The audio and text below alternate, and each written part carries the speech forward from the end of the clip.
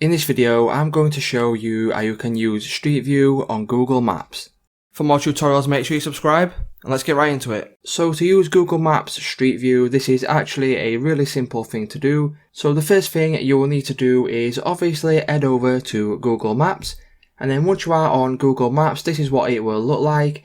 And for this example here, what I have done is I have searched for New York, USA, just as a random location. And for example, if I wanted to go ahead and use Street View in New York, all I would do is I would come to the bottom right hand corner, and then as you can see there is a little option for a tiny little avatar here. So as you can see there, it says Browse Street View Images. If you go ahead, click on that and hold down and then just drag it to anywhere you like. As you can see, all the streets and stuff like that do light up blue, and this is where you can drop this little avatar.